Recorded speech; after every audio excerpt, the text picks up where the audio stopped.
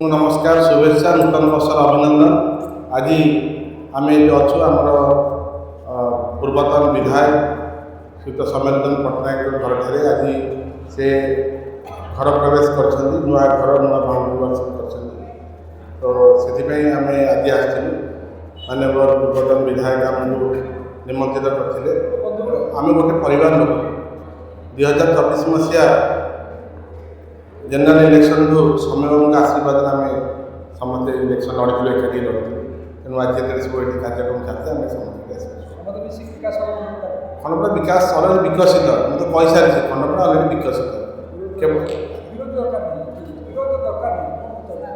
Development काम समस्ते एकाधारे जाति वर्ण धर्म निर्विशेष एवं विभिन्न विभिन्न दल समस्ते एकाठी गोटे पताका डेभलपमेंट खंडपड़िया हिसाब से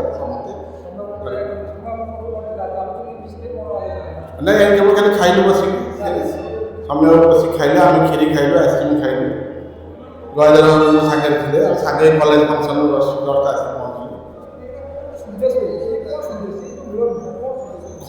घर पूजा पाठ घर प्रतिष्ठा बंधु मिलन माने कौन माने कौन राजनीतिक जिनसा यहाँ हूँ माने गोटे बंधु मिलन गोटे नुआ वर्ष आम समस्त एकाठी आसु समय घर शुभ भी दिखाई प्रतिष्ठा भी आदि सेठार मत खाया पीवार बंदोबस्त होता समस्ते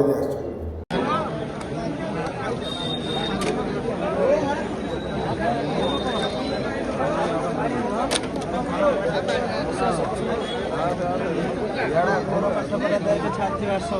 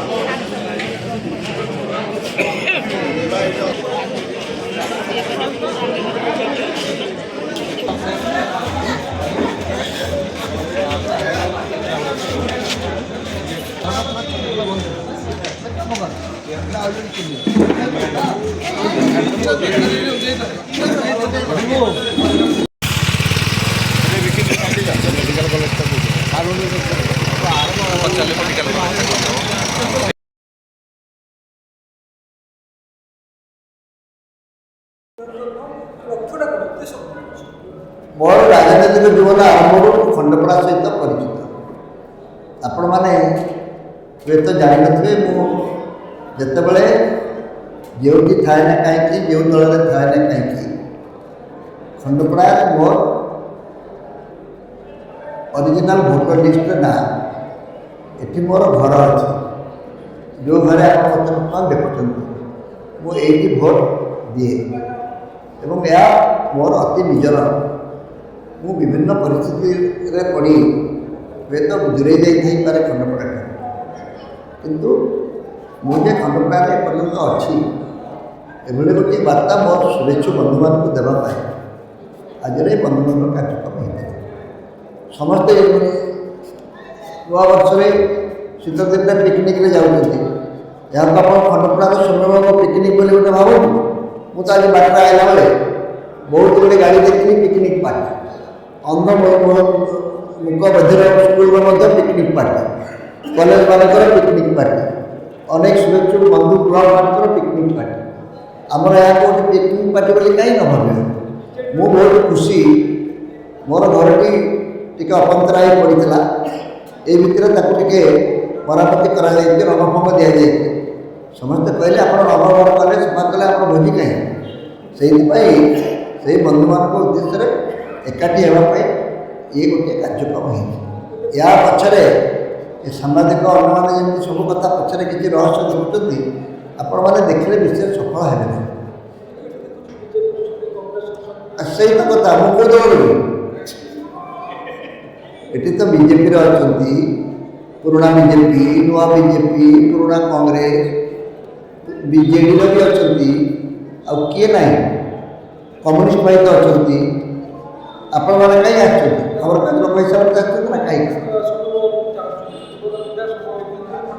ସୌମ୍ୟବାବୁ ତ ବହୁତ ଲୋକ ଚାହୁଁଛନ୍ତି, ସବୁଆଡ଼େ ବାହା ହେଇପାରିବେ? ବାହାଘର ତ ଗୋଟେ ଜାଗାରେ ହେବ ନା, ଯେତେବେଳେ ହେବ। ଯଦି ସମସ୍ତେ ଚାହୁଁଛନ୍ତି ଭଲ କଥା। ମୁଁ ତ କେବେ ବୁଝିପାରିବିନି। ତାର ମୂଳରୁ କହିଛି ମୁଁ କାହିଁକି ଖଣ୍ଡପଡ଼ାରେ ମୋର ଜନ୍ମସ୍ଥାନ ଥିଲା ନା ଖଣ୍ଡପଡ଼ାରେ ମୋର କୌଣସି ଥିଲା କି? ମୁଁ ଯେତେବେଳେ ଖଣ୍ଡପଡ଼ାକୁ ମୋ ରାଜନୈତିକ କ୍ଷେତ୍ର ବୋଲି ବାଛିଲି ସେତେବେଳେ ଏଠି ଗୋଟେ ଲକ୍ଷ୍ୟ କରିଥିଲି ଯେ ଖଣ୍ଡପଡ଼ାର ଲୋକମାନେ ମୋତେ ନ ଜାଣି ନ ଶୁଣି ଯେଭଳି ସ୍ନେହ ଆଦର ଦେଇଛନ୍ତି ଅନ୍ୟ କେଉଁ ଜାଗାରୁ ପାଇନଥାନ୍ତି। ଏବେ ମଧ୍ୟ ଏତେ ଦିନ ପରେ ମୁଁ କହିବି ଯେ ମୁଁ ପାଇବି ନାହିଁ। ରାଜନୀତି କଥା କି ଅଲଗା। ମୁଁ ଏଠି ବାରମ୍ବାର ରହିଥିଲି, ବହୁ ଭୋଟରେ ପୁଣି ଜିତିଥିଲି। ବିଶେଷ ପରିସ୍ଥିତିରେ ଯେଉଁମାନେ ମୋ ବିରୁଦ୍ଧରେ ଲାଗିକି ମୋତେ ଟିକେ ରାଜନୀତିରୁ ଅନ୍ତର କରିବାକୁ ଚେଷ୍ଟା କରୁଥିଲି ସେଇମାନେ ମଧ୍ୟ ବର୍ତ୍ତମାନ ଏହାର ଉତ୍ତର ଦେଇପାରିବେ ମୁଁ ଆଉ ଲଢ଼ିଲି ନାହିଁ। କିନ୍ତୁ ମୁଁ କାହିଁ ମୁଁ ଜାଣିନି, ମୁଁ ତାଙ୍କ କଥା କାହିଁକି ମୁଁ କହିବି ଜାଣିନି। ସେମାନେ ଅନୁତାପ କରୁଛନ୍ତି କି ଉଚ୍ଛ୍ୱସିତ ହେଉଛନ୍ତି, ଉଲ୍ଲସିତ ହେଉଛନ୍ତି, ମୁଁ କେମିତି କହିବି? କିନ୍ତୁ ଘଷିପୁରାର ଲୋକମାନେ ମଧ୍ୟ ଯେହେତୁ ମୋତେ ବହୁତ ଜୋରରେ ଆକ୍ରମଣ ବାଧ୍ୟ କଲେ ମୁଁ ବିନା ଦଳର ଇଏରେ ପଡ଼ିଥିଲି। ସେମାନେ ମଧ୍ୟ କିଛି ମୋତେ କମ୍ ସମର୍ଥନ ଦେଇନାହାନ୍ତି। ଏବେ ସବୁ କେହି ତ ଅସଲ କଥାକୁ ତ କେହି ଲେଖିବନି। ସୌମ୍ୟବାବୁ ଘଷିପୁରାରେ ଗଲେ କେତେ ଭୋଟ ପାଇଲେ ଏବଂ କାହିଁକି ସେ ହାରିଗଲେ, ତାଙ୍କୁ ହାରିବା ପାଇଁ ସରକାରୀ କ'ଣ ଚକ୍ରାନ୍ତ କଲା ସାମ୍ବାଦିକମାନଙ୍କୁ ଏଗୁଡ଼ା ଦେଖାଯାଉନି। ସେମାନେ କିଏ କ'ଣ କଲା ଏସବୁ ଅଛନ୍ତି। ଅସଲ ଷଡ଼ଯନ୍ତ୍ର ତ ମୋତେ ହରାଇବା ପାଇଁ ହେଇଥିଲା। କେବେ ମୋତେ ହରାଇବା ପାଇଁ ଘଷିପୁରାରେ ଯେଉଁ MP କ୍ୟାଣ୍ଡିଡେଟ୍ ଜଣକ ଛିଡ଼ା ହେଇଥିଲେ ଚିହ୍ନ କ'ଣ ଥିଲା? ଅଟୋ ଚିହ୍ନ। ଯେଉଁ ଚିହ୍ନଟି ମୋତେ ସ୍ୱାଧୀନ ଭାବରେ ମିଳିଲା ସେଇ ଚିହ୍ନକୁ ଧରିକି କଲେକ୍ଟରକୁ ଧରିକି ଗୋଟିଏ ଅନାମଧେୟ ଲୋକ, ତାକୁ କେହି ଜାଣନ୍ତି ନାହିଁ, ସେ ଅଞ୍ଚଳର ନୁହେଁ, ବିହାର ଚାଇବସାର ଅଞ୍ଚଳର ଲୋକ, ସେଠି ତାକୁ ଅଟୋ ଚିହ୍ନ ଦିଆ କରାଗଲା। ଲୋକ ବାଉଳାରେ ନୂଆ ନୂଆ କିଛି ଲୋକ ଅଟୋ ଚିହ୍ନରେ ଭୋଟ ଦେଇଥିଲେ।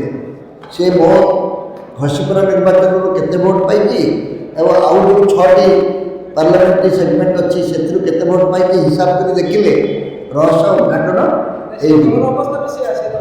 ମୁଁ କେଉଁ ଦଳ ବିଷୟରେ କିଛି ମନ୍ତବ୍ୟ ଦେବାକୁ ଚାହୁଁନି। ତୁମେ ଯେଉଁ ପଚାରିଲ ଖଣ୍ଡପଡ଼ା ଲୋକମାନେ ମୋତେ ଭାବୁଥିବେ ଏଇ ତାରିଖ ଛାଡ଼ିଗଲେ, ମୁଁ ଖଣ୍ଡପଡ଼ା ଛାଡ଼ି ନାହିଁ କି ଘଷିପୁରା ଲୋକଙ୍କ ପ୍ରତି କୃତଜ୍ଞତା ପ୍ରକାଶ କରିବାରେ ଆଦୌ ହେଳା କରିବିନି। ଜିତିଲା କିଏ ହାରିଲା କିଏ, ଜିତିଲେ କ'ଣ ଆଗ ହେଇଛି ତାର କେଉଁଠି ମୁଁ କହିପାରିବି। ମୋର ସେମିତି କିଛି ମତ।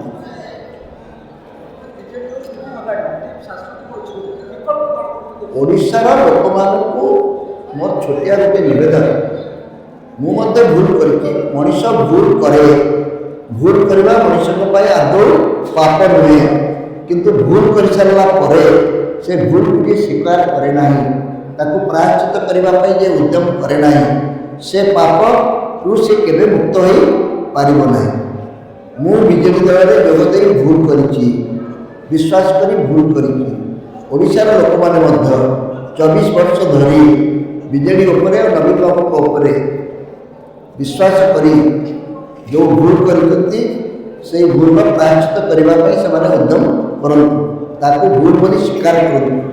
କାରଣ ଯାହାକୁ ଆମେ ଏତେ ବିଶ୍ୱାସ କରି କ୍ଷମତା ଦେଲେ ସେ କ୍ଷମତା କାହାକୁ ସେ ଦେଇଦେଲା, ସେ କ୍ଷମତା ବଦଳରେ ଯେଉଁ ଅର୍ଥ ଉପାର୍ଜନ କଲେ ତାକୁ କିଏ ଉପଭୋଗ କରୁଛି? ଏବଂ ଆମେ ଏତେ କଥା ଦେଲୁ ବଦଳରେ ଭଲ ଦୁଇପଦ ଓଡ଼ିଆ କଥା ତା ମୁହଁରୁ ଶୁଣିପାରିବା ନାହିଁ। ଯଦି ଆମକୁ ଆମେ ତାକୁ ଏତେ ଭଲ ପାଇଲୁ, ସେ ଆମକୁ ବଦଳରେ ଏତେ ଭଲ ପାଇଲେ ଯେ ବାରିପଦାକୁ ବାରିପଦା କହିବେ, ଚଣ୍ଡିଖୋଲକୁ ଚଣ୍ଡିଖୋଲ କହିବେ, ଏକଥା କହିଛନ୍ତି କି ନାହିଁ? ଆଉ ଏହାର ମାନେ କ'ଣ ସେ ବୁଝନ୍ତୁ। ଆମେ ଓଡ଼ିଆମାନେ ଯଦି ଏହାକୁ କ୍ଷମା ଦେବା ମଧ୍ୟ ଗୋଟେ ଭଲ ଗୁଣ, କିନ୍ତୁ କିଛି ଗୁଣକୁ ବା କିଛି ଦୋଷକୁ କ୍ଷମା ଦେବା ମହାପାପ। କହିଛି ଅହଙ୍କାର ଥିଲା, କହିଛି ମୁଁ ତ ଅହଙ୍କାର ନଥିଲା ବୋଲି କହିଲି। ଆମମାନଙ୍କର ବି ଛୋଟ ଛୋଟ ଅହଙ୍କାର ଅଛି। ଆମେ ଯେତେବେଳେ ଭୋଟ ପାଇକି ଜିତି ଯାଉ ଆମର ଅହଙ୍କାର କିଛି କମ୍ ନୁହେଁ। ଆଜି ଏତେ ଲୋକ ଅଛନ୍ତି, ମୋର ମଧ୍ୟ ଟିକେ ଅହଙ୍କାର ହେଉଛି। ଆରେ ମୋତେ ଲୋକ ଭୁଲି ନାହାନ୍ତି, ଏତେ ଲୋକ ତ ଆସିବେ ବୋଲି ଜାଣିନଥିଲି। ମୁଁ ସଦାବେଳେ ଅନେଇକି ଖାଦ୍ୟ ଅଟେଇବ କି ନାହିଁ।